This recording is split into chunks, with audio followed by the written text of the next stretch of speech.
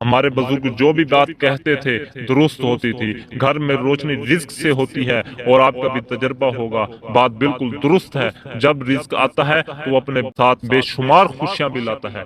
روزی کی برکت سے گھر والوں کے چہروں پر سکون اور اطمینان ہوتا ہے. اور اللہ نہ کرے کبھی کسی کے ساتھ روزی رزق کا مسئلہ ہو، ورنہ انسان کہیں کا نہیں رہتا. جیسا کہ ہم سب ہی جانتے ہیں ہم سب اللہ کی ہی مخلوق ہیں، اور یہ ہمارا ایمان ہے کہ ہم اللہ کے بندے ہیں اور رسول اللہ صلی اللہ علیہ وآلہ وسلم اللہ کے رسول ہیں. کہنے کا میرا مقصد صرف اتنا ہی ہے کہ ہمیں ہر مسئلے کا حل اپنے اللہ سے ہی مانگنا چاہیے، تاکہ ہمارے جو مسئلے ہیں مسائل ہیں ان کا حل نکل سکے. روزی اور رزق اللہ کے ہی ہاتھ میں ہے، اور اس کے ساتھ ساتھ روزی اور رزق کی دعائیں اللہ کے ہاں زیادہ سے زیادہ مانگنے سے بہت ہی زیادہ رزق میں ہمیں مل جاتا ہے. کیونکہ ہمارے جو بھی کام ہوتے ہیں، جو بھی کسی قسم کے مسئلے ہوتے ہیں مسائل ہوتے ہیں، وہ اللہ کی ہی مرضی سے حل ہوتے ہیں. ورنہ کسی کی جرت نہیں کہ ان مسئلوں کو حل کر سکے یا ان مسئلوں کو توڑ پہنچا سکے. ہم نے بہت بار یہ سن رکھا ہوگا جو بھی ہوتا ہے اللہ کی مرضی سے ہوتا ہے.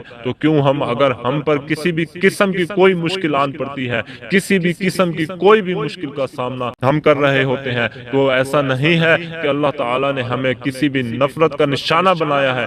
ایسا ہرگز نہیں. اگر اللہ کی طرف سے کوئی بھی پریشانی یا مصیبت، کسی بھی قسم کی مشکل آتی ہے، تو اس کا مطلب یہی ہے کہ اللہ نے ہم پر آزمائش ڈالی ہے، جس کی وجہ سے وہ آزمائش ہمارے گناہوں میں کمی کو کفارہ بھی ہے. آزمائش ہمارے گناہوں کا کفارہ بھی ہے، اور اس کے ساتھ ساتھ ہم اللہ کی نظروں میں اس کے محبوب بندے بھی بن جاتے ہیں. اور اللہ کی نظروں میں محبوب بننے کا مقصد یہ ہے ہم نے دنیا اور آخرت دونوں ہی سمیٹ لی ہے، دونوں میں ہی ہم نے کامیابی حاصل کر لی ہے. تو کہنے کا مقصد صرف میرا اتنا ہی ہے کہ بھلے چاہے رزق کی تنگی ہو، بھلے کوئی بھی پریشانی ہو، کچھ بھی مسئلہ ہو، وہ اللہ کی طرف سے ہی ہوتا ہے. اور جہاں تک رہی بات رزق کی، تو رزق کی تنگی اور فراوانی بھی اللہ کی طرف سے ہی ہوتی ہے. اس کو چاہیے روزانہ بعد نماز فجر صرف 7 مرتبہ درود پاک پڑھ لیا کرے، پھر اللہ پاک سے دردمندانہ انداز میں دعا کرے، تو انشاءاللہ رزق میں برکت ہوگی.